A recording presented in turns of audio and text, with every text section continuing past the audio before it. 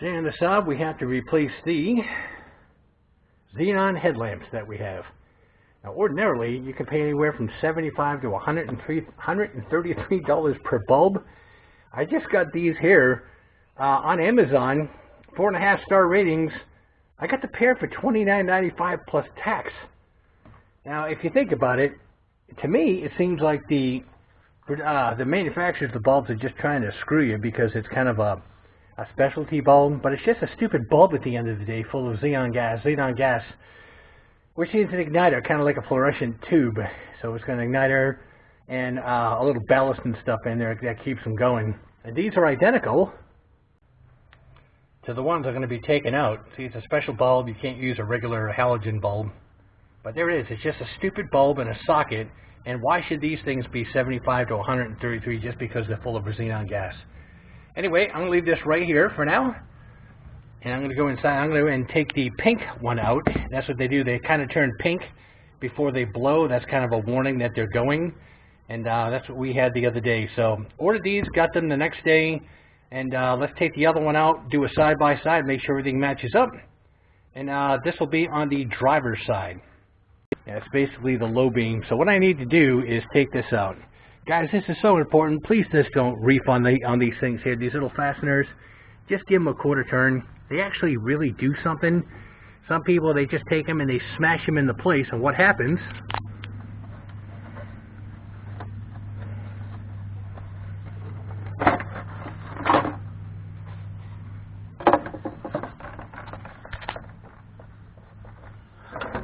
These little teeth break off. Okay, when you give that a quarter turn, the little pin comes down and pushes these apart. These are actually active. Saab doesn't just do snap-on stuff like other car manufacturers do, and this also serves a purpose. You see this little tube here? This is what I had on some of the jets I flew. It's an outside rammer cooling system to keep the battery cool to make it last longer. This is the cover that basically holds all this in place, and it exhausts out the back where the cover is. So this is so important to have this thing. So what I need to do is get down in here and see what I can do about trying to reach where that battery is. I mean, where that bulb is. So let's see what I can come up with. All right. So this little rammer thing here, again, it goes on the lip on the battery box when you put it back in. So just pay attention to where everything goes. And down here, there's like a little connector, and just pull up on this. That pops out, and you can see that little pin that helps to hold it in place. Look at that. See if we can get some dirt in there. Okay. So now I'm starting to get there. I believe what I need is right here. All right, so there's a couple tabs. There's one here and one here. Pull those in. This comes up, and then that basically comes off, revealing this. So it's another one that's going to be in the way. Starting to get there. Here's what I need to get to. And I wonder if I can get this out of the way. Still need some room. So let's see what I can come up with actually getting this out of the way. It looks like it just presses into place. Let's find out. All right, so far all these little pieces are coming off quite easy. And what I found is down in here, okay, in the back, there's a little tab that you push in, which I just did. After that is pushed in, that looks like this fuse box can basically lift up. Let's see if I can just lift it up out of the way. Okay, so basically that's what you want to do. I found out to get this bulb out here. This is the high beam halogen. That's why that looks so different. The one I'm trying to get to is right here, this big rubber one. So it's still going to be tight. So I just need to probably chew up my hands, get that rubber off, and I'll show you what that looks like once that comes off. Let me see if I can do it with one hand. Alright, so this big silver bit here, this is the ballast. On top it looks like that's the connector. So let me have a better look and see what it's like to go ahead and get that disconnected. And then once that's off, I can work the ballast out of there. The biggest thing is there's just no room, especially with the V6. Everything is really pushed in. So let me see what I can come up with. Alright, I just used a screwdriver here to go ahead and pry that out. That's disconnected now. It's kind of a pain. Once I have this ballast out, I'll put some dielectric grease inside here, and that'll protect it from corrosion and everything else. So that just kind of pulls out. I'm going to try to get my big hands down in there and get this thing rotated and out of there. Alright, so I was able to get down here. Here's the connector here. Okay, I'm going to get some dielectric grease in there. Again, it just pulls out. You give this a twist to the left. This is the ballast. Now let's see if I can get this out of here. Again, it's tight. There's other stuff that's in here. Alright, it looks like it's coming out now. Alright, so here's the ballast. I think I'll get some dielectric grease on this ring and down inside there. Again, that's where the connector goes. Now let's see if I can get the bulb out. Pain in the butt this is. That's the bulb. You can see a piece of metal. And basically it's a clip. And I need to kind of move that around, it looks like. And I can see the tab down there and get a hold on. That'll release the bulb. I'll carefully get that out of there so I can compare it to the other one. That opened up a lot. Here's the bulb here. It goes in this way. And you can see it's got tabs, so you can't put it in the wrong way. Now let's bring this over to the bench and see if it matches up with the new one. Again, dielectric grease. And we'll put some in there. Put some on the contact points of the new bulb, which is right here. So let's have a look. Okay, the guides notches are in the right spot, so it'll go in this way. Then I can put that clip back on. Get this back on, and before I put everything back together, I can give it a try, make sure it works. But guys, really, $29.95 plus tax, so it came out to like, I don't know, $32 or something, versus getting ripped off for $75 to $133 per bulb. Really? Give me a freaking break. So you can see in there that little bubble is discolored. That's why this is turning pink. It's going, it should be completely clear like this one here. Again, the discoloration lets you know that the bulb is starting to go bad.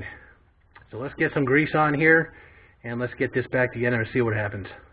I mean, I love European cars, I really do, but they always make it hard to go ahead and work on them yourself just by squishing everything in there. So it's just the nature of the beast. Whereas my FJ, God man, it took me maybe 4 minutes to replace both bulbs. Everything's wide open. So basically you can see down in here the light, and of course that's where the bulb is going to go. So, and I've got some dielectric grease inside the connector and stuff already from once it's in. So we'll get the bulb in. There's some clips down here that we need to basically put back into place to hold it. And then we'll get the ballast on. We'll hook it up with power. And before we put anything back together, we'll give it a go and make sure it works. Okay, so there's the bulb in. Got the clips in place. They're pretty easy, the clips, to figure out. Just make sure you have a good look at it. And then, like I said, from here we'll get the ballast on. We'll get the connector in, and we'll fire it up and see how it looks. Normally people do these one at a time because, you know, $75 to $133 per bulb is a bit ridiculous. But I'll give the link that I bought these on Amazon, and $29.95. You can't beat it. Again, they're just a freaking bulb. I don't understand why everybody has to rip you off. So let's go ahead and get the ballast on there. So there's the old one there, white. And here's the new one, just slightly bluish, which I really like. And it works fine. So now I can go ahead and put this all back together. This side's done.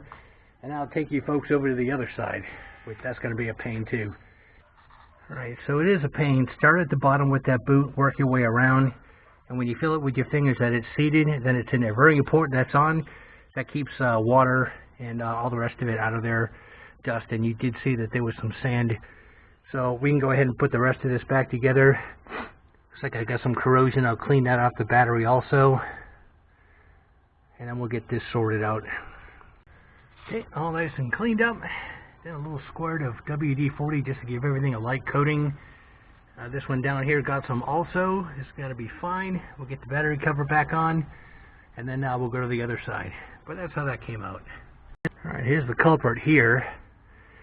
I'm not sure. I'm going to pull the boot off and see what kind of room I have. I don't have little doll hands like some people that can get down in there. I may have to take the air box off completely just to give myself some more room. I don't want to damage anything, just trying to save a couple steps. So let's see what I come up with. Let's go ahead and get that boot off first. Again, it's the outboard. And since this one's good, I'm actually going to save this bulb as a spare, just in case one blows while I'm waiting for the new ones to come in someday. I'll have a spare one. So that's what I'll do. But let's see what I can come up with. You know, I might get lucky. So the boot came right off. Twisted. Got the connector out. We'll get the ballast out of there. And let's see about getting that bulb out. Maybe you don't have to take this all apart. Maybe the driver's side was the worst. So let's get the ballast out and see if we can get the bulb out. Here's the ballast. Again, we'll get some grease on this one. Had to finagle it. I basically had to turn it around and twist it so it came up between here with the little fingers sticking out there, the locking pins, and just some of the stuff in the way. But I was able to get it. So let's go ahead and get that bulb. This might be a lot easier. You can see that's basically what it looks like. Those locking pins will basically go inward and then slip down in. And holy crap, look at that. I was able to take it out.